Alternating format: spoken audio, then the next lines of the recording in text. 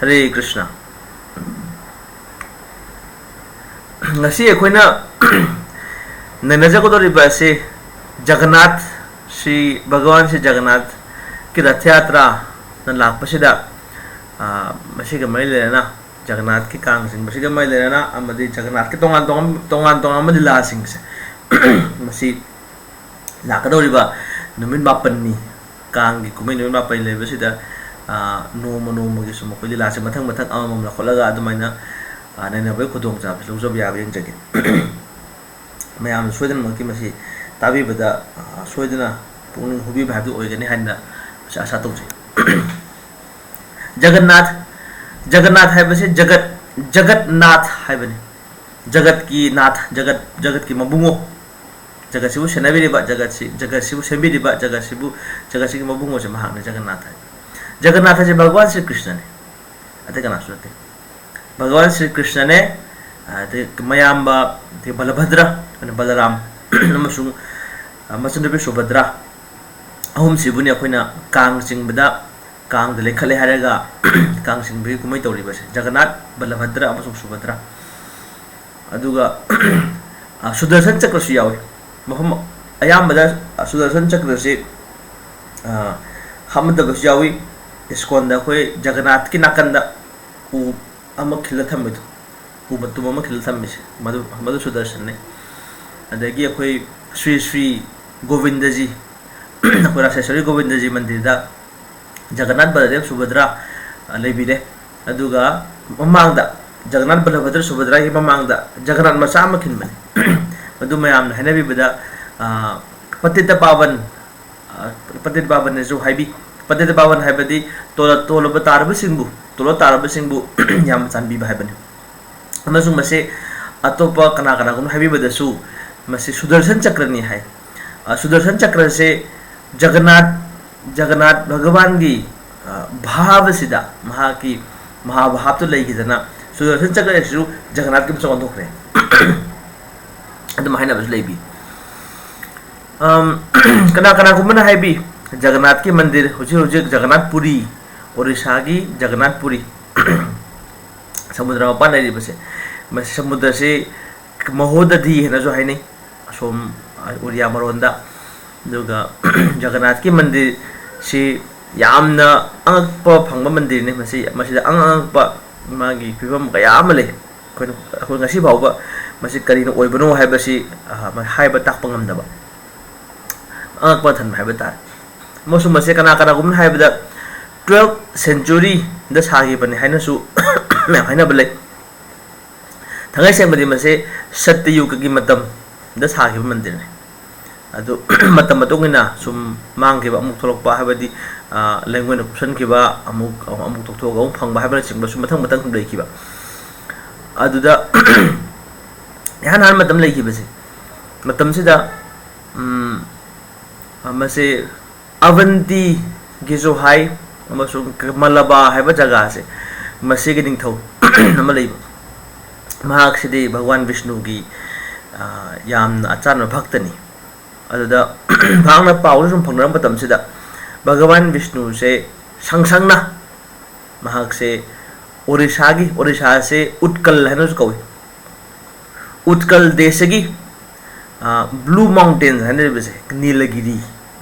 adugumba Nilagiri haiba chingsang se masidai sida sabar haibadi sat akhoi gi adivasi han hainari base jungle da laiba miyoi sing madugi makoi ring thawaiba khulak pasina latlaga Bhagwan Shri Vishnu sibu Nilamadhav haidana yam phajaba asukam ning thajaba achang balai ahing balai oina haidi wari sab balai oina Bhakta singsi wari sanabiba Bhakta singsi gi makoina katpu khob lobiba chang lobiba adugumba Bhagavan ama lei haibase mahang tare maje kana ju khangde kai da lei haiba asumata ge tabu khaktani adu phare adana mahangna mi mahaki tongam lan mi thadana mi sewa ke tara thadna koi thele phangdre aso koi thi base adu mahak asna kanda Bhagavan sine Lamadhav se mana darshan phangchani mana mahak somdre chadra thagda ma de kanna adugi tapasya tawri jaribni adugo pause phangdre adu ma gidi पाव फंगदबसे नोम नोमगी मागे मथमोय कायबसे सुम सुम हेलइबा नोम इकोन कोन कदोरे महाकी मंत्री यामना मबुद्धि यामना Simba अदुगुम्बा मंत्री अमले महाकी मिंगसे विद्यापति कवे विद्यापति से माना हारे विद्यापति आई इबुंगो जला माधव के दर्शन से फंगदना आई थवाई सु थाबा तारबने अमुत सिलुगबाना हायबदगी इन तो वाबीगनु आई सिंजगे न माना मथंग मथंग लम चलगा लाए ngसाई उत्कल सिदा भगवान तंबदगी मासे हुजिक ngसाई नीलमाधव भगवान उ लालेब खुलाक पसे मदुगी खुंदन मा यौरे अयो पकान सिदा खुलाक पसे की मचा नुपी से मागी मिंगसे ललिता कवे ललिता से मा का थेंगनबसे ललिता सिसु मागी कपसक मतो यामसु चंखुनबा यामसु फजबसु ओइबा अदुदा से विद्यापति सु यामना मासे मी से चुंग फिरान चादना यामना चिंगले मन नुपा सु ओइबा विद्यापति सिनसु ललिता से मासु हेक खोइदा जरूरी अदगी ललिता सु विद्यापति सु उबद द मखोजे खंगदना वारी बता सन खो लाक पतम सिदा मसाइगी खुलाक पसे खुलाक पदम हाइजरे को खतंग खंग लाइन बनी मासे खोइदा मखो सबर कवे सबर हाइबदी बोंद लेबा जंगल लेबा कांगबो हाइबने सबर निंथौने मागी मिंगसे विश्वबसु कवे अद होजिक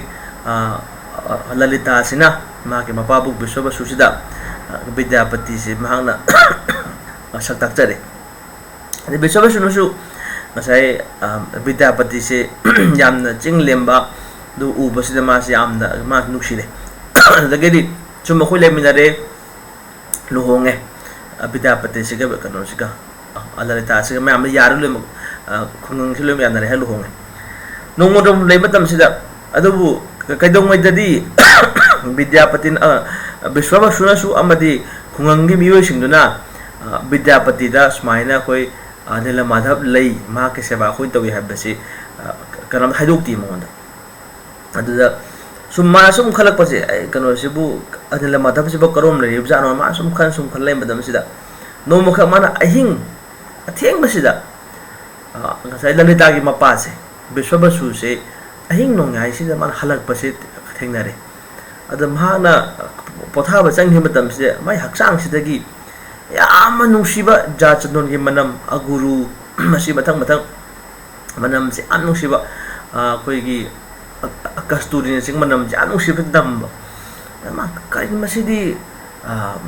मसीदी कोई ने मीने सेम मनम नती मसीदी सोयदन मक लाइरमनन की मनम म ओई अदना महंग लाइबसे नीलमाधव के सेवा तो लागो सोयदन मनी मनम से खंजरे नोंगालब कांसे महंगना महक नुपि ललिता दा हाइजरे सुमाइन तौदना नंग इपाबुंगना सेवा तौरिबस नीलमाधव ओइदुना त्रा हंगबसिदा मासु होय न हाइदोरे अदु कादुदा नंग सुमाइन तौदना आइसु याम दर्शन तौजनिंगी अमतंग सिनबियु न माना कन्ना हाइबदगी ललितासने विश्वबसुदा हाइजरे सुमाइन जाबियु न हम यादे सुंगा यादे सुम सुम हाइब अनोंजब निंगाइ तौ को तौबदुददी फरे फरे यादना नंग पुबिरागे अदुबने नंग आइना मिट उसल नंग नमित से खुमजलगा पुगनी अमसुंग नंग कनादर मज हाइदोप यारोय हादना मखोय हाबियानरे अदुगदी विश्वबसुसिना विद्यापति सिबु माना कममिजि खुमजल फीने किसले नो पुरे पुबकासिदा ngसाई विद्यापति से मास लोक्सिंग तौरिबा कयन माना ngसाई की महाराज कनो इंद्रद्युम्न से ngसाई तो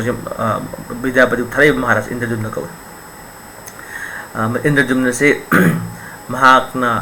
दर्शन से फंजनिंगी हाबदो हारक पइन लंबी जी खंगनबगिदमक्ता मागी फुरखाउसिदा हंगाम मरु से खरा पूरा चले अदुग माना ngसाई लंबी लाप खान से खजे सुम हादरम हायरगा ngसाई नीलमाधव लेबा जगा यौरे पजौ मतम सिदा मागी मम्बे हांदो पुरक मतम सिदा कदो याम लंगना फजरदरा मनी मुक्ता थिलदरा हेक्ट फजबजे कैदा हंगरनी उबसिदा विद्यापति से गावरे मत फजबजे उबजे भगवान से उबस जगोय सादरा माना कप्तन तौबसिदा असोके फजबजे अदुगदी माना ngसाई विश्वबसुसिना मोंदा हारेब नंग हाता लेरमुको इबुंगो की ममांग हाता लेरमु आई भगवान कटनबा हाइले खतंग थिरोगी गेन मा चखि मतम सिदा कैदो विद्यापति भगवान से खुरुम जदना कपचदब तौजम प्रार्थना कचब तौब मतमसिदा भगवान के फजब से कईदा हंगोरनी खुद मरी पालीबने भगवान से अदुगदी मा अदुमा लेरिंग मतमसिदा क्वाक अमखक पाइरे हैरगा ngasai भगवान de माधव लेरी बसी ममांग से मासे तारगा सिरब हेक ता मतम से कदे मासे मुखुद मरी पान विष्णु के रूप से लोर मासे खुदक तब खफासे बैकुंठ लोक हन गरे मासे अदु उबुदुदा विद्यापति असु कपे नुंगाइरे बस असि बुंगो इबुंगो मांग सुमाइना हक्संग थादोक पसिदी बैकुंठ फंगबोइरे को अदुदि फरे एजु थादोक जरे गेन मासे खली हक्संग थादोक तो मतम से मासिना भगवान de माधव से वासंगा कदुरिबने विद्यापति को नंगे मतम वाली अगी इनाई नंग लाई बसे महाराज इंद्रदुम्न द पाउ पिरु नब नत्रा अदु महाराज इंद्रदुम्न द पाउ दु पिरुरो ऐसे लई हेदना अदु मसी लीला कपसी के सरुक से कमसी नंगी ड्यूटी नंगी रिस्पांसिबिलिटी ने मसी से अदुना महाराज इंद्रदुम्न द पाउ से पिरु चो न माना हाइबिरी अदु मतुंग सिदा मसाई विश्वबसु लाए वाना हाइले कटप कासिदा विद्यापति मगना मखुसिना कच्चबद भगवान लौबि चाबी दे उबस दम हाक असोकम हराउन लोइरी हले हलाब कानसिदा मसाई कनोसिना विश्वबसुसिना माना खल्ली विद्यापति से हुजिक नेला माधव से लेरे से खंगे खंगबने मासे सुम थादोपदि यारोने मासे फाजलगा थमे नंग चक्रब तागद मिंगोंद हाइरनी अमुला आगकदि एकोसि सेवा तो ngमरो हेन मान फजल थमे अदुबु भगवान तंबदगी मासे उसनासिना खदान थो चक्रे चक्र कानसिदा महाराज इंद्रदुम्न पाउ के तमरिन थौ सुमाइन तौदना नील माधव दर्शन फंगजरे सुमाइन तो माना तंबसिदा हायु हायु ओदि भगवान जी येमदा कमाइन तवी ककरम मोंग तो फजबजे कमाइन हंगबस मान पाउदम जबसिदा महाराज हराउन लोरे मागबे दुग मागी लानमी तेंगोल पुदना हुजे भगवान नील माधव के सेवा फंगजदोबनी है हराउन लाक्चरे मागसे मै आम तरोगा लापका से कदोरे ngасai माना लेरमिबा महाराज लंबी थेपसे कमाइन थी दई माना थादर हंगाम मरुद मदु तोन चोंगमे हंगाम मैम हौबस मदु लंबी थीरगा भगवान ने माथब लेबे जगा यौरे सुरुंग नि यौगो दोरिबसे अदुगा चंगो बकाने कदौरे लैमोय की मपै ngata ngare मे फम दु ने माथब लेरमदरे लेरमदमा सावरे बुस हाइदि कनो महाराज सावबगा नुआइता मातिन गितना विश्वसु हजना आई दर्शन फंगदरबगदा मक्ता कदंगना भगवान ओसम नत्रा आय मान फुज फारे खुंजा सिंग नाम फाजनदना मखोइसिदा चैब थांग मखोब तौरे अदु कांदुदा भगवान ने माधव सि मागी खोंजल तारा कदुरिने मदु मतमदुदा आइना इबुगुन ने माधव के दर्शन फंगदरबनिना आइजे हिंगबगी कानद्रे यादना महाराज इंद्रदुम्न से मा समुद्र चोंथर शिरनी न मा लेपे मदुगी मतमदुदा भगवान ने माधव से मा कमा खोंजल तारा कदुरिने मा हारे महाराज इंद्रदुम्न येंगो नंगने आई नहांगना आइबु नील माधव न उबदि फंगरोय दु नंगे दमक्तने आई मसे नंगी तमग्रबनी अदुना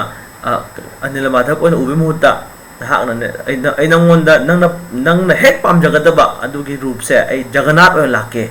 अदु नंग कई वारुगनु हुजि नंग हल्लो विश्वबसु होय अदे मागी लेरे मयाम से मखोय थादु मखोय मरानत नते आइना मांगे हाइदना मयाम दे मस आई सक उलरोय हाइदना आई थन मांगजबनी आई थन मांगखिबनी हारब मसे कई हाइबदा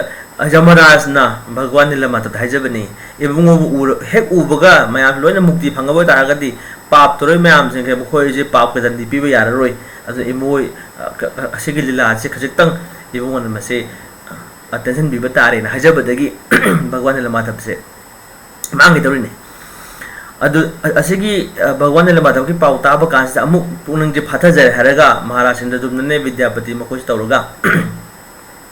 अमुक हले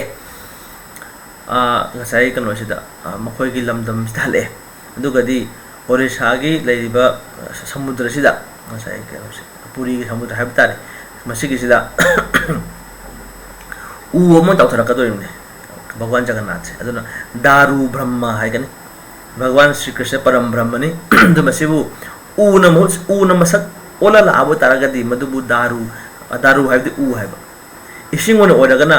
जल ब्रह्मा हाइदि कनो से गंगा से अदुगा खोंजेलोनो लागना शब्द ब्रह्मा हाइबा ओम हाइबदा अदु शब्द ब्रह्म कवै असमाय तौदना उ से थेंगनरे उजाव मा तौर लाकपसे अदु उजे कदरे थांग Bagad ngam baja nantre asuk ke mate lum baje leng bang ngam dre mam chamta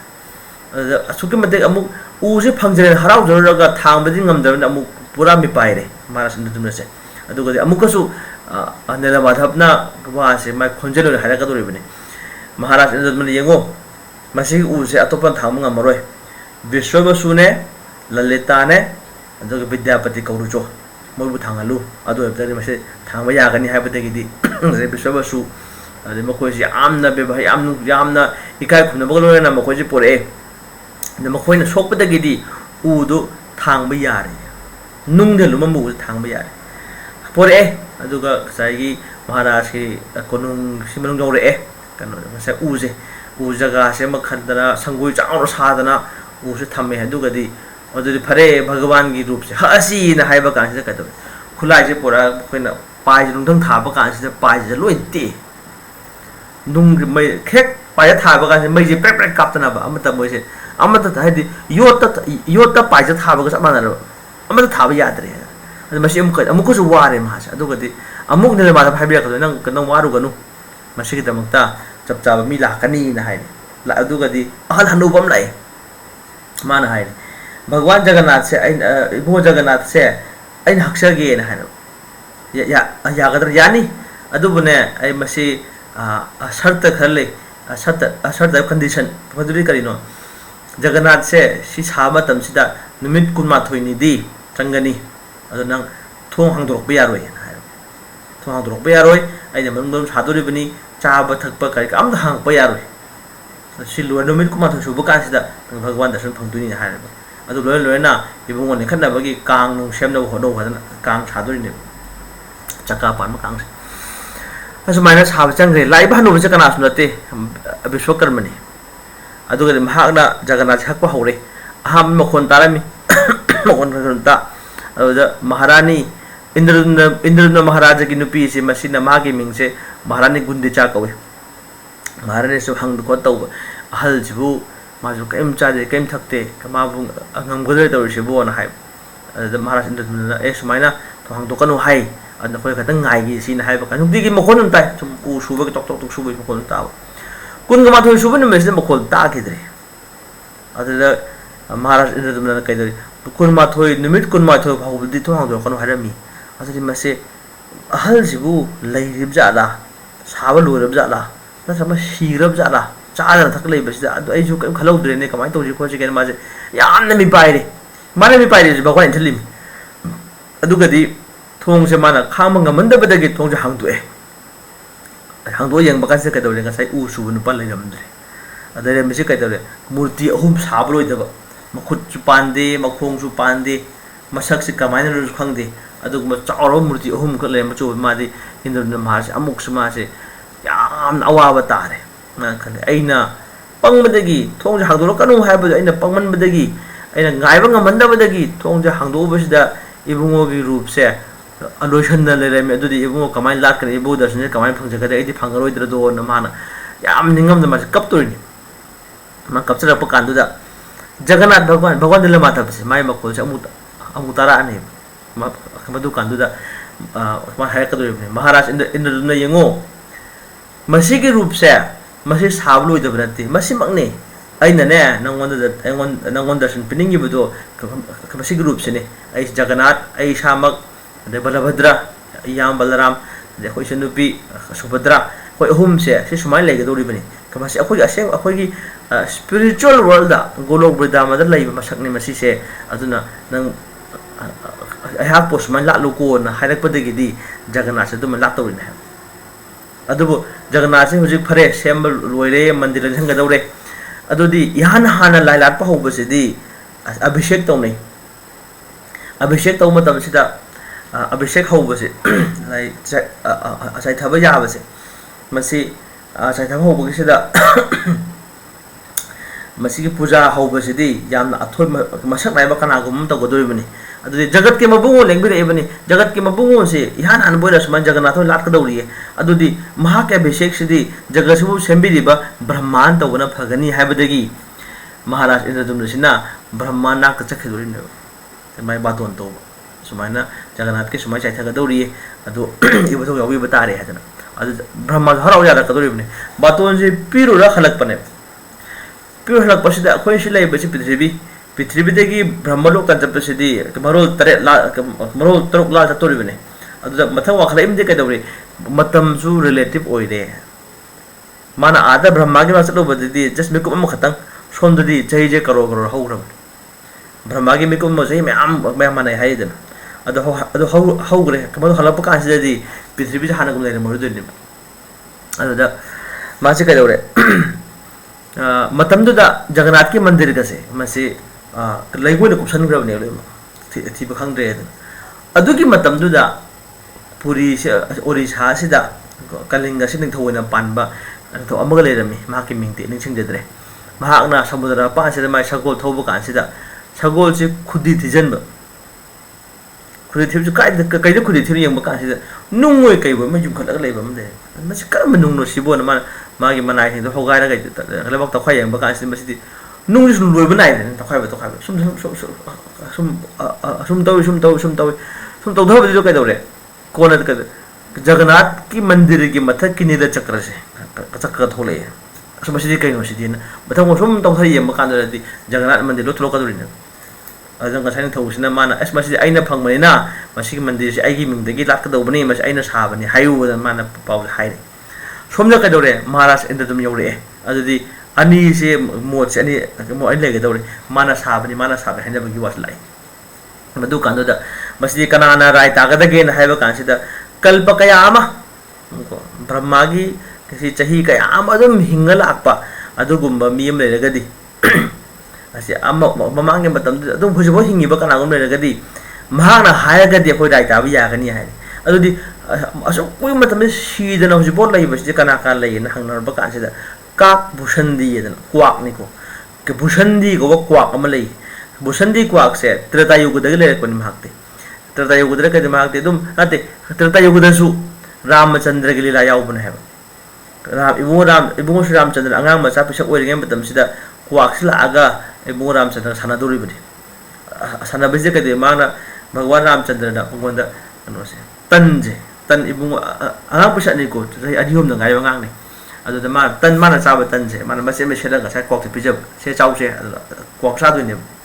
adu ma pija bagi ma pija basna sa kwak do sanaba oiriba nomadi ka dore kwak se di bushandi se ma tajaba Ramchandra polisi masih Bhagwan ni ko jagat ke babungan ni mahak se masa pisa ko na kama oi se masa kami oi na moida na kan masa abdi yenge na adar mana ka dore Ramchandra na pai ba sa tanje man mo khutta ke tap la aga masih kama pai ke ba pai ke tong batam sida angang maja si mangon di tan la ke ma o kapo angang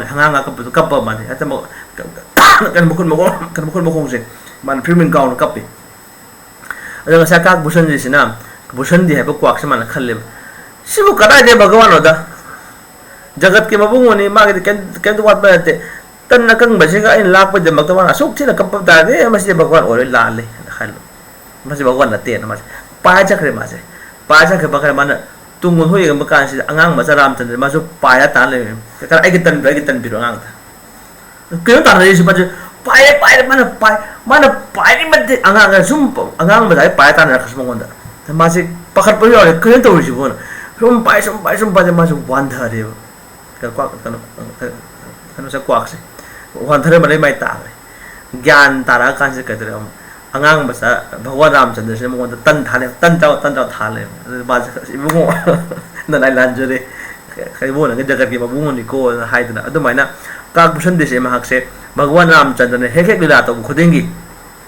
juk olak matam sida Bhagwan Ramchandra lila khuding mase lila khuding yaudori ne ba khona masai gi kano da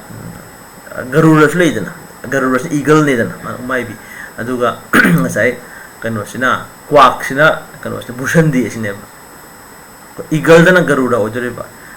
kwak dana masai bushandi odore ba adu bushandi se masai kwak bushandi se mo hangachari mo sangjaraga somdi asukoi ba adum hingale bi bani amasung somna khangda leite adu masigi mandir se kana sabna haibi haiba kan aina ujahobo phawbadadi महाराज इंद्रदुम्न साबिरंबनी हाइबदे मदु यानदे हायरगा महाराज इंद्रदुम्न सिना ब्रह्मा तौरगा जगन्नाथ बलदेव सुभद्रा से चाइथरे हायरगा लाप हौदुरिने मदु चाइथबदुने स्नान यात्रा हायरिसे स्नान यात्रा से जगन्नाथ की birthday Jagannath की पोकपु नुमित हायना खबल मनौनरे असुमाइन तरौ लाप हौगे बसिना मथंग मथंग लास ma'am लाकदौरिबने मदुन हुजिक फावबा Jagannath से मागी मसी पोरम कायदना ngasi bawa dum ibungogi magi seba mathang mathang sum adum kama lai base Jagannath से सुमाइना ओरिजि करिगनो हंगना बस याम लई जगन्नाथ से मखुजु तेल मखुजु याउदे मखोंजु याउदे मिन्ना सुम सुम लाउरिबा माइना सुम पाइबा कमाइन तयनो सिस फोन मसी के रूप से थंगै सेंबदी गोलोक वृंदावन धामदा नारद मुनिना उगिबा रूप ने मसी से नोमा अखोई कनो सिदा महाभारत की लान से हौद्रिङै मतम सिदा कनो सिदा सूर्यग्रहण तौगी कुरुक्षेत्र सूर्यग्रहण मतम से मसिदा कुरुक्षेत्र दा ब्रह्म सरोवर अमा लै ब्रह्म सरोवर से ब्रह्माना साबा पाटने ना हाइबिलिबने अमसुङ अखोई लैसेम बसी मसिगी याम नरुइबा मदुगी होल कनो पृथ्वी सिगी मसी खोइदौ ने हाइनाबगुम तौवे अदर मसिदे सिदा ब्रह्म सरोवर से कमा ओरपुन हाइ मतम सिदा परशुरामना मसी कुनग माथोइला क्षत्रिय मयाम सिबु लम हेले धर्म चेंदे हाइदना क्षत्रिय कानु कानु कुन माथोइला माना मोय हात कदौरिबने अदु हात पदना मखोइगी ई चेंधरक मयाम से मसी हेक्ट तुरेन चेंदोरिनि से अदु ई मयाम लोइमु माना चिथरगा तुमजलगा थंबा जगह से मधु ब्रह्म सरोवर से मतम कुरकपद ई इसिंग ओनगरे मधुगी इसिंग दो मधुना हये याम अफाव याम ममिंग लैबा अदुम तीर्थ अम ओइरे ब्रह्म सरोवर हाइसे अमसुं सूर्यग्रहण सोलर इक्लिप्स तौ मतम खुदिंगी मफम सिदा मीजे मयाम लाक्तन मस इरुपना दोरिबनेबा मसी मतमदुदा कुरुक्षेत्र के लान महाभारत के लान ममांग मतम सिदा भगवान श्री कृष्ण सु द्वारका दगी मफम सिलेंबि रखी मागे महारानी लिसिंग 13 निपाल लोइनरे हारगा अमसुं पंच पांडव यावरे भीष्म पितामह यावरे दुर्योधन याव लोन यावदुरिन मफम सिदा अदु मखोजि कुरुक्षेत्र तिनदौरिमनेबा हुजि फावबा दु मसी कुमै से अदु पांगथोई चही खुदिंगी सूर्यग्रहण लाक मतम सिदा पृथ्वी इंडिया भारत के मफम पुनमक्तगी मी से एकता लाक कदौरिबने नुमित मरी मंगानी मुक सथगुम तौबने मोय हप्ता मु तौब्रा अदु मन प्रोग्राम अदु मायना मखोय मेला तौई अदुदा याम फजै जगह सिसु याम चाउना सिल्ली अदुदा मतमदुरदी भगवान श्री कृष्ण याउना ब्रह्म सरोवर से रूप लाखी अदुदी हसनापुर दगी मिसलम यावरे द्वारका दगी भगवान श्री कृष्ण बलराम लो यावरे मसिगी पाउ ताबा कानसिदा कुरुक्षेत्र दगी वृंदावन दी हुजे अपन बस चपदा पुंग 3 खतनी ट्रेन चपदा पुंग 4 गुम चंगदा याम थापत्रे है द्वारका याम थापरे अदुना हुजे मतम कुइरे कृष्ण दो मथुरा चखिबदगी मागदे हुजे द्वारका पांगरे द्वारका गिन थवोय लेरे हदना मयाम दि पाउ ताबा वृंदावन दा अदु हुजे सूर्यग्रहण की इरुप मतम सिदा इबु अखोयगी कृष्ण सु लाइने हाइबसे ताबा कासिदा दुदि फरे अखोयजु कृष्ण उदरुषि नम अखोयजु वृंदावन बासी मयाम लोय होनो लाकदोरिने नंद महाराज यशोदाइमा श्रीदाम सुधाम श्रीमती राधारानी गोपी लोय लाकदोरिने मतम कुइ अखोय कृष्ण उगिदबसे हाइबदा मफम जो कदवी इबुंगो श्री कृष्णना भीष्म पितामह चिंबा माग मथक थोंबा सिंह अदगी महाराज युधिष्ठिर फाव मखोन मयाम जो खुरमी खुरमबसिदा जगत के मबुंग ओइजबा तारगसु खुरमबगी इटिकेट भगवान गाचनिंगबनिना मयामसु भगवान श्री कृष्ण बोरजे पीरी अदगी महाग लेंग मानबा अर्जुन चिंबा लेंग मानबा सिंह माना कोनै अमदि मागी मखा थाबा मयाम से कोई कनो कुलसादे अमा चिंबा मयाम सिदा भगवान श्री कृष्ण खुरमी अमसु कृष्ण मखोयबु अमु कोनखटपिदुना मखोय कोनबी मखोयदा बोरपी असम तो मयाम मथंग मथेरप कासे कइदौरे वृंदावन की लाय मयाम नंद महाराज हो यशोदा मय मखोय मम कृष्ण जी येंग बलाई कृष्ण थेंगरे उनबा काजे कृष्ण बलराम नखोरमी मखोय वरि वताई साब खो बतवी मतमदुदा नंद महाराज हो मयाम हाय कृष्ण नंग सुमाय लैबजे खोय नुंगाय वाटलिदा हाय अखोने खंजबदी कृष्ण दो मा संसेन हाने दो कफैजोम से खूबो ताखले हरगा मा सेटपा ख्वांगदा कनो खोय इरोई की मशीन सेंबा खोंगना बेबुल अदुम कमदु यानबा खुत्ता बासी पाइबा कोकता चोरा थेटपा अदगी बोन द फंग बलई सिंगना लेंग बलई परेंग बनमाला सिबा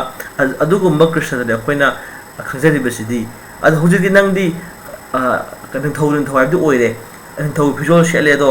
थांसांग पाइरे दो नंगी अकोइ बसिदा लानमी मयान उस लेरबनिना मसीगी रूप से अखोइदा खतंग नुंगाइ बसि वाटले ना आचार्य सिंह ताकपीबदा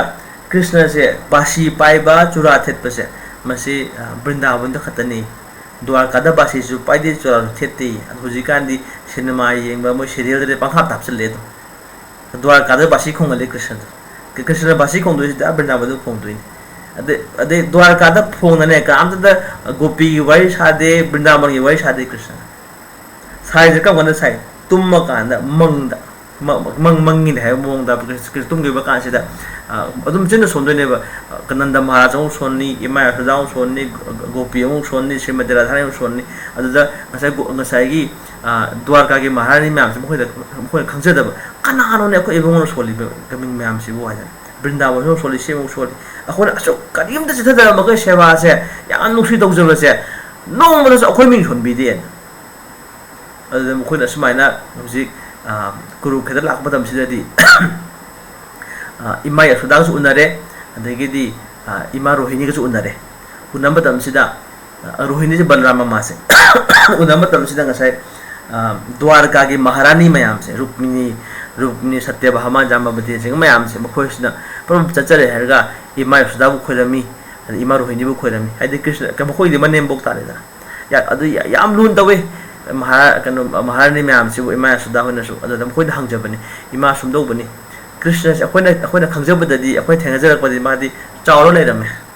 अदु मुनि ऋषि मैम हाइनाबा अखोइ ताजबदसु कृष्ण की अंगांग ओरिंगी बाल लीला से मसिदी ख्वाइदगी नुंगसिबा ख्वाइदा थमु हुनिंगा ओइ हाइ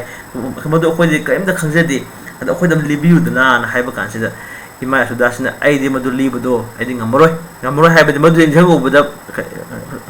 इमा यशोदा सिदी मित्तगी पीता मदु लानिंग सिंबदा मलुप लेखि दौरिबा अदु नखोइ असमाइन तौरो इमा रोहिणी दा हंगुरो ना हाइदुइने मयाम सिना अदगि इमा रोहिणी दा मखोइ हंगजरे अदु कांद रोहिणी ना हाइरे अदु दि फरे यंग नखोइ दा वाइ लिगे अदु बुने सिगी वारि से कृष्ण बलराम ता हनबा याति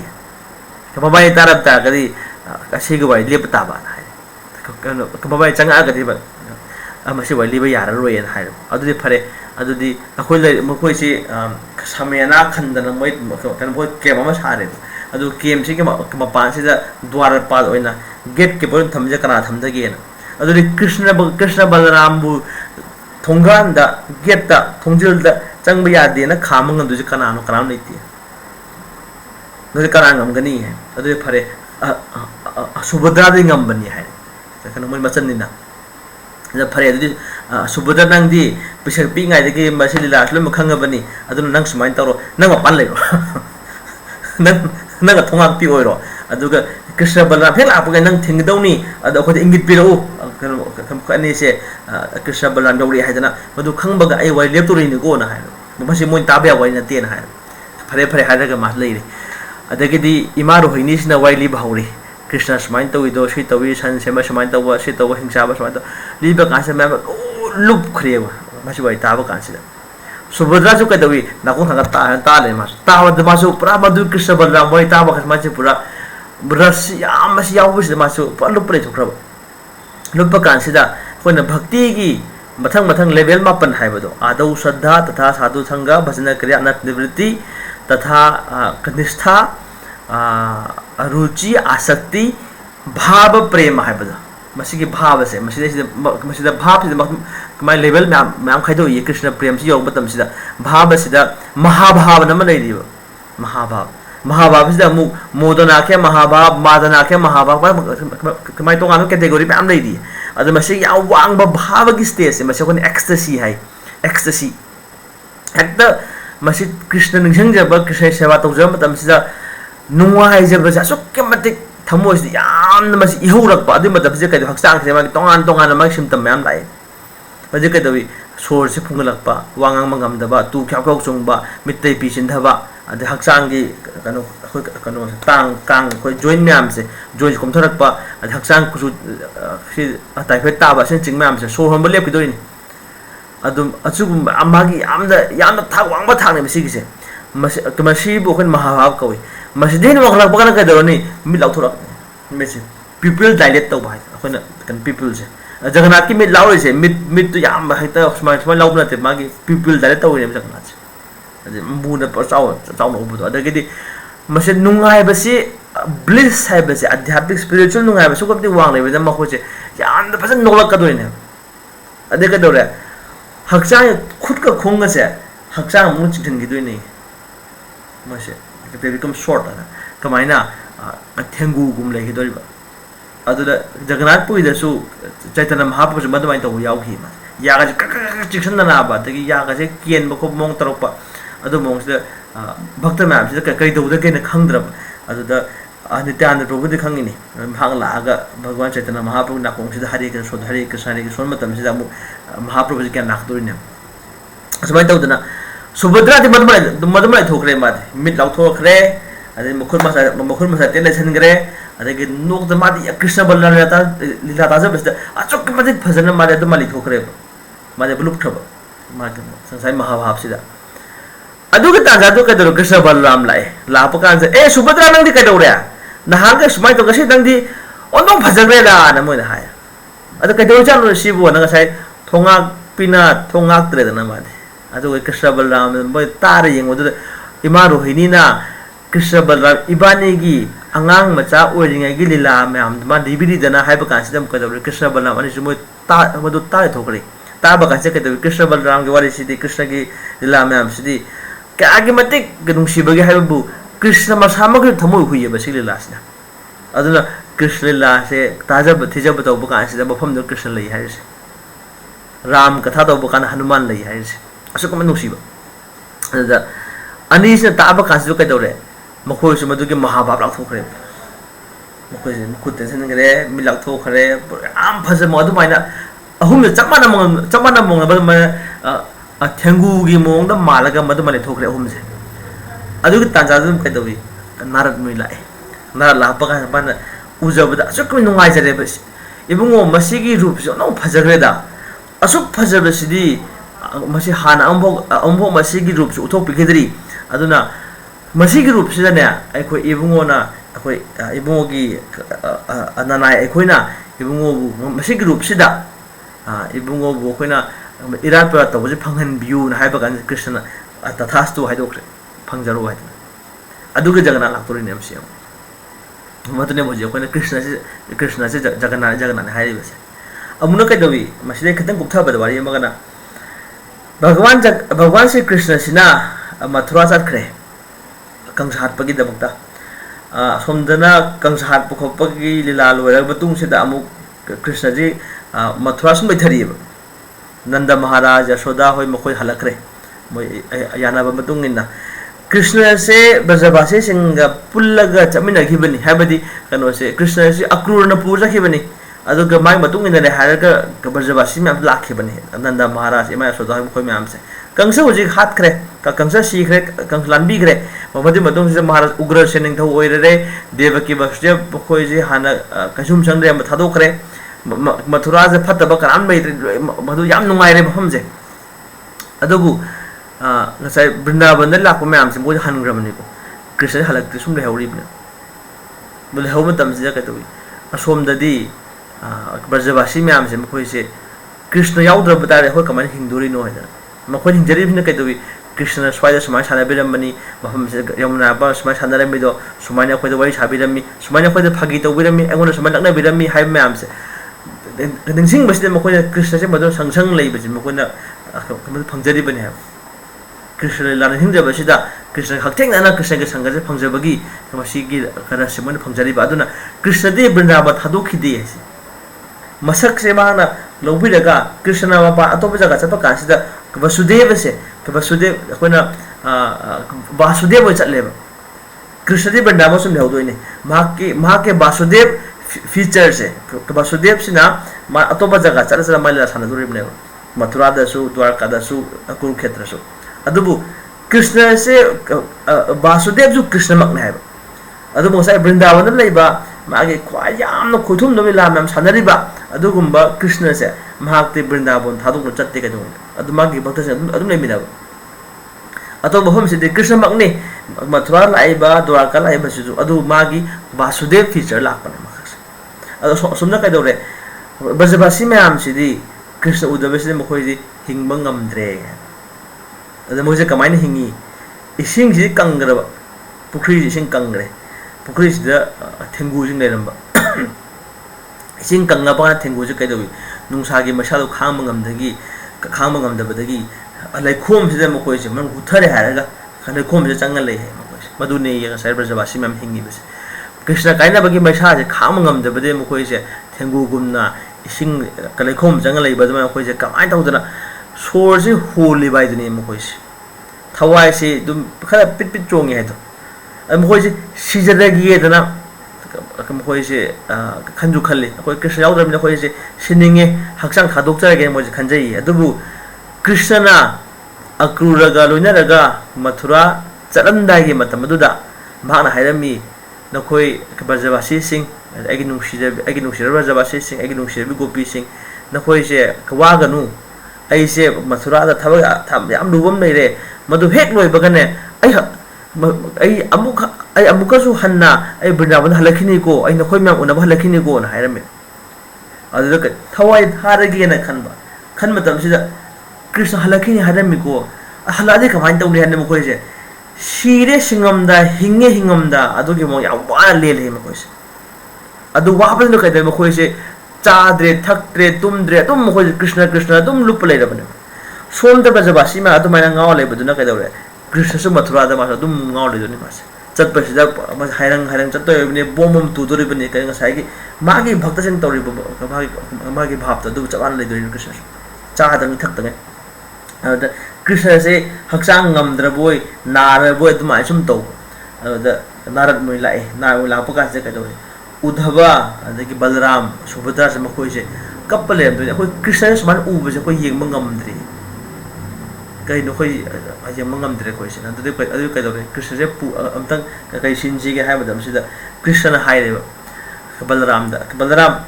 नंग अम चपियुबा हाल थाय ने कोई से नंग अम चलो वृंदावन दने आईगी पाउस पिबिरु जो हाइदना बलराम चलुई बलराम से मैम उनरे अदुगा कृष्ण हलकदरा हाय ए लान नखोय वारु गनु हाइदना मासे मैम थेम लाक्तोइने मासे अदुगदि कृष्ण चटपा चपीदी उद्धव थारे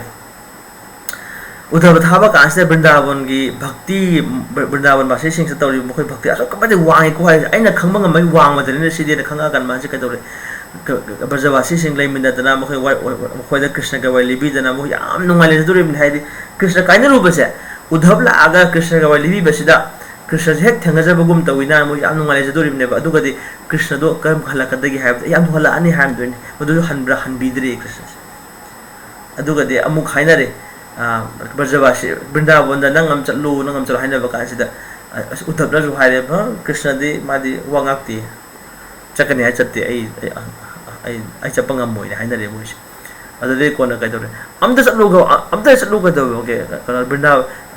वृंदावन के ब्रजवासी म्यान को या वरम तारे बलराम चलु हाय यादे उद्धव चलु हाय यादे कृष्ण लाकने लाकपी दे हदना अदे सुभद्रा से मा है फयो तागदी कन नोय नुपा करम चतवेना आई चलगे वृंदावन दना माने माजवा तो खतोने खतम दो कइदोरे बलराम हाय दुन इबे मंग नाय को नंग नुपीनी नंग हाना मांग था फजदे नंग सुमाय तौरो इबुंग हान चतके आई नंगी मांग थागे नंग तुम लाओन अहाम कांग से कनाय कांग नो बलराम कांग से मदु सुभद्रा कांग न दुइने अदुगदि अदुमय चतके अदु सेम साप कान से दंग से नारद मोय हाय अदु फर्स्ट सुमाय तौरोसी कृष्ण से अंद पुना मशिन सी वृंदावन द पुदब यादे हाय मतम सिदा असै पदु कमाइन तौदगे कृष्ण से कोई कमाइन पुदगे हाय मतम सिदा कृष्ण वनहर ले हायबदे ज्ञान मांगबुगुम ले माक्ति अदि नारद मोय हाय रे सुमाय तौ कृष्ण के दुलाई थौदरे ब दारु पदु मा कौरो मागे इबुंगो के दुलाई सी सेम सासी उद्धवा नंग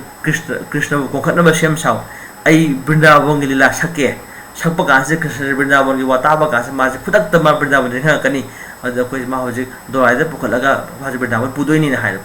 खरे फरे मोदले सेम सारे सेम सारा कांसे Narad Moin ngasai Vrindavan gi hesak pahau pakan Krishna gyan la ane dugadi gyan la pakas ma se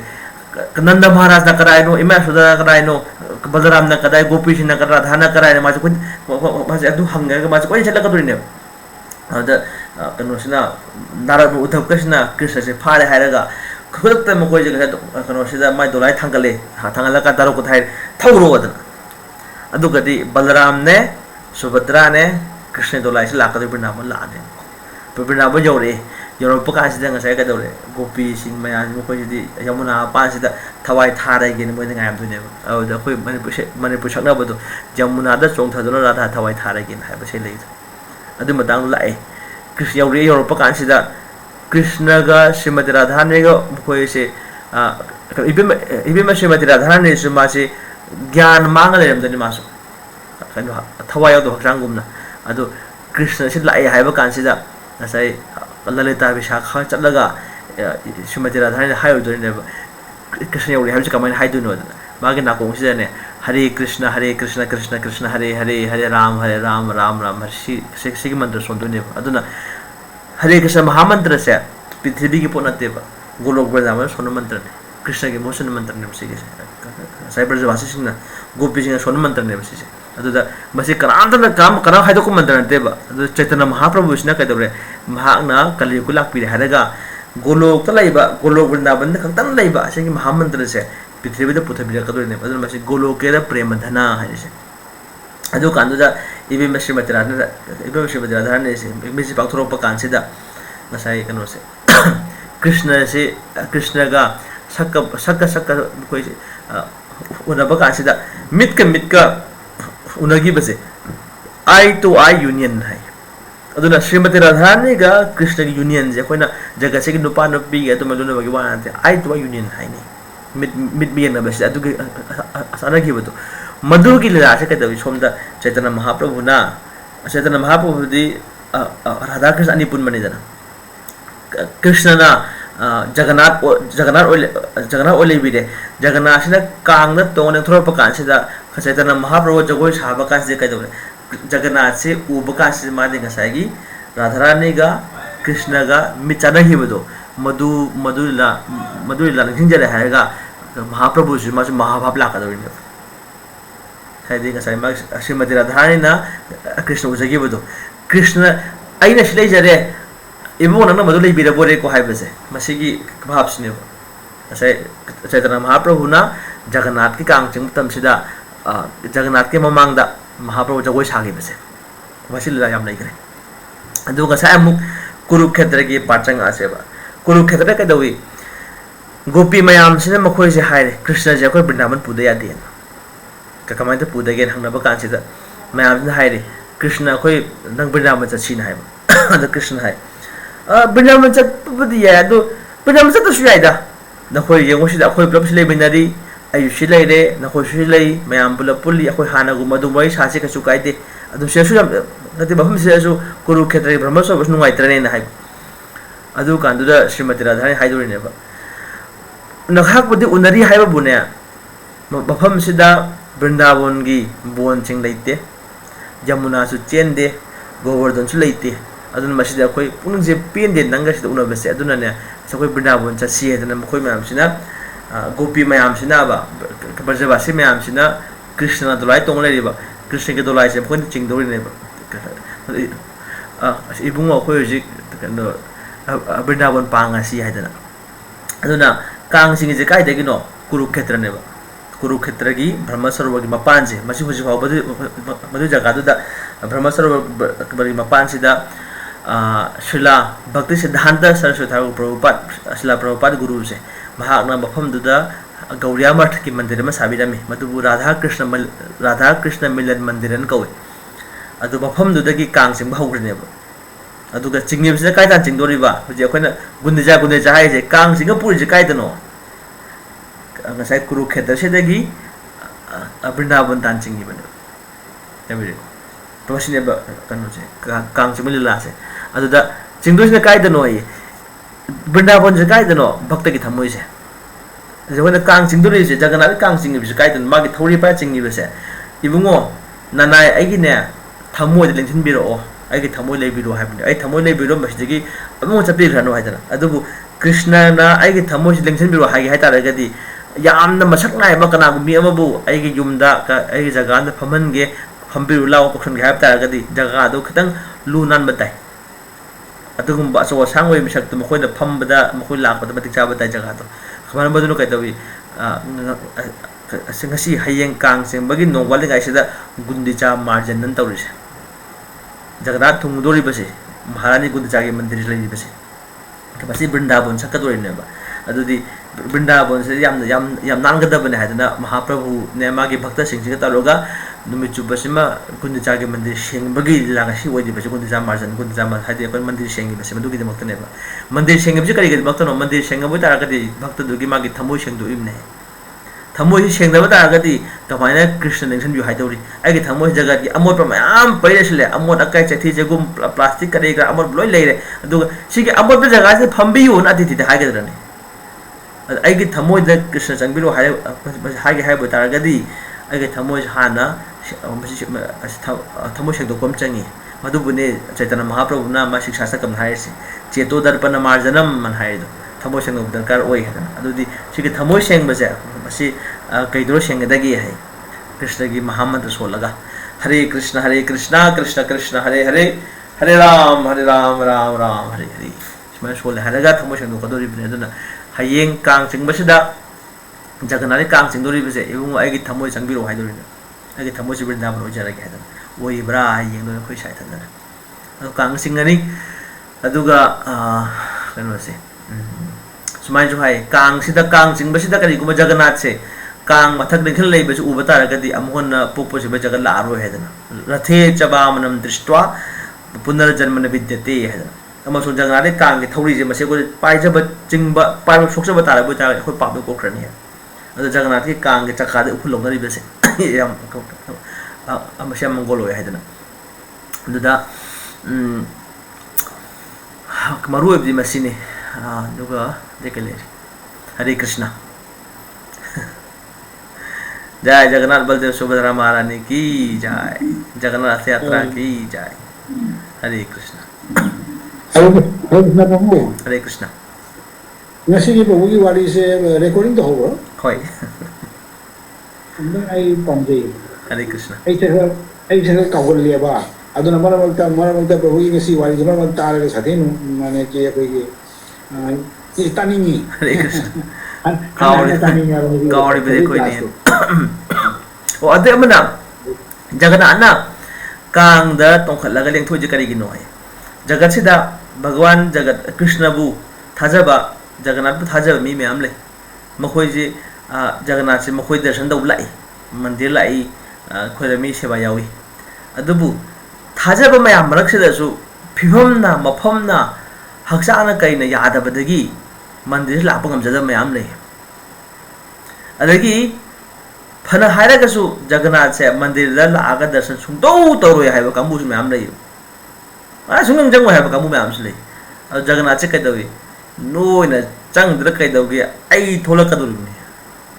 नोयदि मसे आइबु खरमगा नखोय अवाबु कुक्से अवाबु कोहनगे हाइबदो अवाबु कुपिगे नोने यादबनि दना नोने होजे अवाबा ताले जगे हाइबदो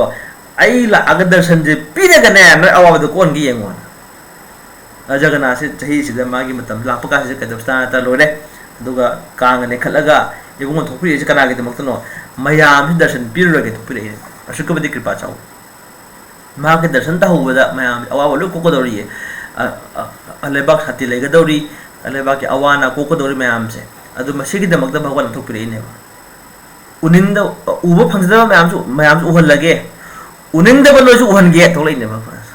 नखोय देसिदा आई जगत लेगे हारिबा अद आई दे नखोय दर्शन पीरगा नखो अवाब तो पी येंगोन भगवान तो पुरी ने बसिगे हरे कृष्ण कृष्ण कृष्ण हरे हरे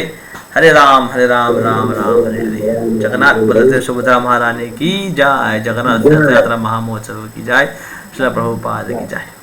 हरे कृष्ण वांग बिनु लेबिदिब्रा तौबुदी लीला ताबसे मुन तावा हंगन होय just here don't ask question proper है अदु कई हंगबिनि मुले बे हैप्पी बियान प्रभु कनम तांग जबे होय Hare Krishna. ꯍꯣꯏ ꯍꯔꯦ ꯀ꯭ꯔꯤꯁꯅ ꯑꯩꯈꯣꯏ ꯁ꯭ꯋꯥꯏꯗ ꯍꯥꯏꯇꯥꯔꯦ ꯑꯩꯈꯣꯏꯒꯤ ꯕ꯭ꯔꯥꯍ꯭ꯃꯟꯁꯤꯡꯅ ꯀꯥꯡ ꯆꯤꯡꯕꯗꯗꯤ ꯖꯒꯟꯅꯥꯊ ꯈꯛꯇꯪ ꯌꯥꯎꯔꯒ ꯑꯇꯩ ꯑꯍꯨꯝꯗꯨꯗꯤ ꯑꯃꯐꯥꯎ ꯌꯥꯎꯗꯦꯕ ꯂꯥꯠꯄ ꯃꯁꯤꯒꯤ ꯉꯝꯖꯗꯕꯅꯅꯦ ꯀꯩꯅꯣꯗ ꯑꯍꯨꯝ ꯁꯨꯔꯛꯄꯁꯦ ꯁꯦꯕꯥ ꯌꯥꯝꯃꯤ ꯁꯦꯕꯥ ꯆꯥꯎꯈꯠꯂꯛꯏ ꯑꯍꯨꯝꯁꯤ ꯃꯔꯛꯁꯤꯗ ꯑꯃꯇꯪ ꯂꯥꯠꯄ ꯇꯥꯔꯒꯗꯤ ꯖꯒꯟꯅꯥꯊ ꯂꯥꯠꯂꯒꯗꯤ ꯖꯒꯟꯅꯥꯊꯗꯤ ꯕꯂꯔꯥꯝꯁꯨ ꯌꯥꯎꯔꯦ ꯁꯨꯚꯗ꯭ꯔꯥꯁꯨ ꯌꯥꯎꯔꯦꯗꯅ ꯃꯍꯥꯄ꯭ꯔꯚꯨ ꯂꯥꯠꯄ ꯀꯥꯟꯗ ꯀ꯭ꯔꯤꯁꯅꯁꯨ ꯌꯥꯎꯔꯦ ꯔꯥꯙꯥꯁꯨ ꯌꯥꯎꯔꯦ ꯄꯨꯂꯞ ꯌꯥꯎꯔꯦ ꯍꯥꯏꯕꯒꯨꯝꯖꯥꯠꯅꯤ ꯑꯗꯨꯅ ꯑꯇꯩ ꯃꯟꯗꯤꯔꯗꯤ ꯃꯆꯥ ꯃꯆꯥ ꯑꯣꯏꯅꯕꯅꯤना ꯑꯩꯈꯣꯏ ꯁꯤꯗ ꯃꯟꯗꯤꯔ ꯆꯥꯎꯅ ꯂꯤꯡꯕ ꯍꯥꯏꯁꯦ ꯃꯁꯤ ꯌꯥꯝ ꯑꯋꯥꯕꯅꯤ ꯍꯥꯏꯕꯗꯤ ꯃꯥꯏ ꯁꯦꯕꯥ ꯁꯦꯕꯤ ꯌꯥꯝ ꯌꯥꯝꯃꯤ ꯑꯗꯨꯗꯨ ꯈꯤꯇꯪ ꯁꯝꯅꯕꯅ ꯑꯍꯜ ꯂꯃꯟꯁꯤꯡꯅ ꯃꯁꯤ ꯁꯥꯁꯇ꯭ꯔ ꯌꯥꯅꯕ ꯑꯣꯏꯅ ꯄꯤꯕꯤꯔꯝꯕꯖꯥꯠꯅꯤ ꯉꯁꯥꯏꯗ ꯑꯩꯅ ꯁꯟꯙ꯭ꯌꯥꯒꯤꯗ ꯑꯩꯈꯣꯏ ꯕ꯭ꯔꯥꯍ꯭ꯃꯟ ꯑꯃꯒꯤꯗ ꯑꯩꯒꯤ ꯁꯥꯇ꯭ꯔ ꯑꯃꯈꯛꯀꯤꯗ ꯆꯠꯂꯨꯀꯥꯟꯗ ꯖꯒꯟꯅꯥꯊ ꯑꯅꯤ ꯂꯩꯍꯧꯋꯦ ꯑꯅꯤꯁꯨ ꯁꯨꯝꯂꯧꯕ ꯑꯅꯤꯁꯤꯅ ꯑꯇꯣꯞꯄꯅ ꯄꯤꯔꯛꯄ ꯑꯣꯏꯗꯣꯏꯅꯤ ꯑꯇꯣꯞꯄ ꯍꯥꯟꯅ ꯂꯥꯠꯆꯔꯝꯕ ꯑꯗꯨ ꯂꯥꯏ ꯁꯦꯕꯥ ꯂꯦꯞꯈꯤꯕ ꯑꯍꯜ ꯂꯃꯟꯁꯤ ꯂꯩꯈꯤꯗꯕ ꯃꯈꯥ ꯇꯥꯅ ꯁꯦꯕꯥ ꯇꯧꯕꯁꯨ ꯉꯝꯗ꯭ꯔꯕ ꯑꯗꯒꯤ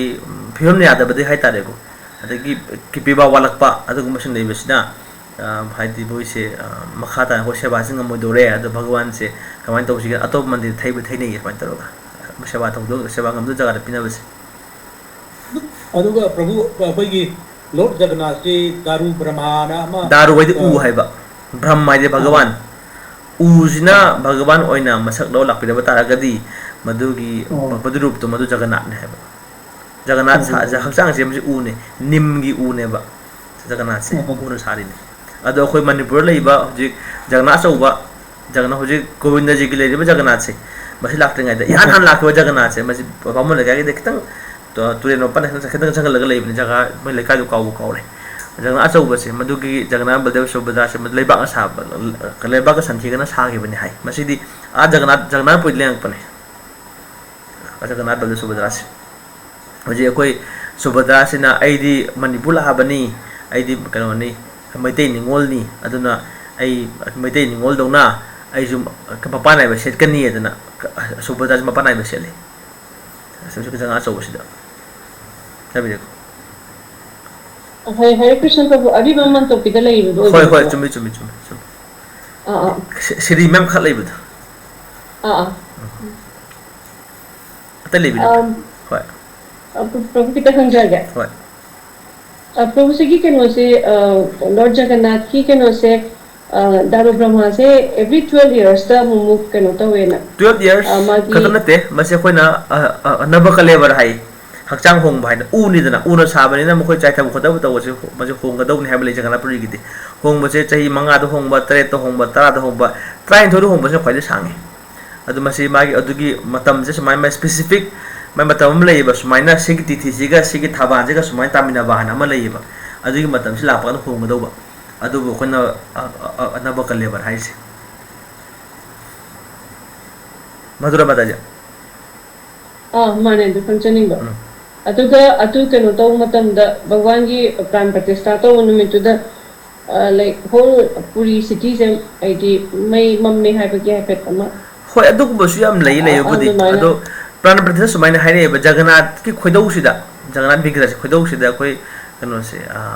salagrams, and I say, Adela Mataboido, a salagram will lay neighbor. Salagram do not Jagannath get Hawaii high. Sigi tawa happen sakni hai Jagannath ne adu bai lila ne sibudi adu masigi kano se hojik salagram sin bese me sin bese mi akhanna ba Jagannath khandori ne ma se mid mai khubjan gani masi karam ta khangdi ma khujju pujan dori ne adi masi kamaina kam chawno kai pai bi da kamaina phal ge khangde ba sigi adu masi Jagannath ari basidagi anobada mona masi hatori bane ba adu asigi silliba brahman Panda, Masi, Ikui couldn't imagine seeing any message. Jagannath might have over a kanda. Much lay, and the word Jagannath Aribase. Satyu takes my home in ever Jagannath, and do the trying to put him home in Kalasini. Mamma trying to take a Jagannath home agadi, who's about the Jagannath because a camera money. I could think no by the maneuver. At the Masi Jagannath kill Tamamja. Jaga am the way manning the Jagannath Mandirgi Awang Tangba, Kanakan, the Moy Jagam Huli. Kadan Kutaraga, the Moy Jagannath Chim of whom the local Pumi have a day to mind Mase Adirontan Bito. Other my Tamduri neighbor, Tambasaka the way, Jagannath said, which you home the lay my say a person unlike Jagannath, my own paper could you pay them. मजे भगवान लीला से सुमाइन जगन्नाथ से तोंगा तोम जगह भगवान से मागी विग्रह से अतोप जगह लाचगे है भगवान याबीदना पुरोपस ले कोई कलकत्ता जगह में ले हमदरसु जगह में कालना दो मान ले बसे जगन्नाथ से मतलब जगन्नाथ से मतलब पुर के वरी लेब लुब जगन्नाथ से मागी मनाई से नंग पुर चलो नंग से तौर ऐसे नंग हल्लगे नंग वाद सूम याल पुद पुन है यांबसी कई लसिंगुम यांगे जगन्नाथ से पुरपसीद कालना जगह से कान थांगमदने फरे जगन्नाथ से जगह लगे है माले लाखी वरी अदे के लिए प्रभु कंत अंजोगे हरे कृष्ण जगन्नाथ की मचूजिदा अमुबा बलभद्र अंगोबा सुभद्रा येलो टर्मरिक येलो ओरिजिक मागी नुम गोइबा जगन्नाथ मुइदना कृष्ण मुइदना कृष्ण जी कृष्ण कुचू से कलेचिन नोंग पॉपुलेशन की मचू दगी न फजै हाइरिसे हाइदि मुदंग तब हाइबने श्याम सुंदर ने मसे मुदंग तब अमुबने चतख्रे कन हाइब मसे भगवान ना रिवील तौबिबदो मागे मनाई सिदा सुमाइना तौबना हाइदना उट्पीबद मनाखेबने मसीजे अदुना बलराम दे कुचू ngौवे कृष्ण कुचू जे मुई अद इबेम श्रीमती सुभद्रा सिदी नुपीदा कोइना खैतन कुचू द येलोइश चंगबद कदुगुंबा याम फजब कुचू सिने हाइदि सना मचू हाइब तारे मदु मदु माइ लेखिबे अदुदे सुम सुम खितंग थैनरा कोइना अंगौबा अमुबा हन्ना अदुम लेखिबा अदु थंगै सेंगबदी जगन्नाथ पुरीदा तौरिबसिदी रंग ओइना संगदे भगवान से कोइना कनो सिना मना मसिंग ना मे सेमगा दु मचू से बदुन तैदुरिने भगवान दे हाइबेको अतके लेबिदी प्रभु तक है होय फने प्रभु से कि केनो दो केनो स्टेट नीलमाधव की विश्वासुना लाचब मागी केप तु मनुंगा नीलमाधव की दर्शन से केनो ना कनी का विद्यापति ना फंक्शन मतुं सिदैदा नसाइगी क्वाकमा लाकांदा नीलमाधव की ममंग तारगा शीरेबे मतुंगा नसाइगी क्वाकसिना चतुर्भुज केनो की भगवान की केनो दो फॉर्म दो दा थोड़ा कांदा देन सडनली डिसअपियर एंड हाइबन ट्रुब हाइबदिना जीव सिंह से मुक्ति फंगजे हाइबदो मुक्ति फंगदे कइनो भगवान वैकुंठ से मसे कोना सारूप्य मुक्ति को मुक्ति मखल मंगा लेबा अतुगी मनुंग सिदा कृष्ण हाइदे भगवान विष्णु का चमाना हक्चांगी रूप फंगजबसे हाइबदी विष्णु दूत ओइदोने मखोइसे अदुगी खुद मरी पानबा संखसर गदापन पाइबा अदुगुम रूप फंगे फंगमाजे खुदक तब गुंद चखरे कमांगे हाइबदी क्वाक्तु भगवान विष्णु के रूप फंगे हाइदे विष्णु दूत ओइना रूप फंगे अदुदगी वैकुंठ यौग्रे हाइदे मादली बरिदत ओइरे वैकुंठ फंगरे है जबिदरा कृष्ण हरे कृष्ण मैं आम पुनः पुछान थागचरी यामना थवायong ताबिबेदमक्ता मसुम मथम काथुबेबेदमक्ता नसिगिदि मतंग सुसनजब तारे हयेंग सिदि अखोय कांखले रबैना हयेंग क्लास तो गमजररोय खंचित नंवाजिन मे मथंग मथंग अखोय मतम मतुंगिना क्लास तो याबा यंजे मैं पुनः अमोन खुरुमजरी हरे कृष्ण कृष्ण कृष्ण हरे हरे हरे राम राम राम हरे हरे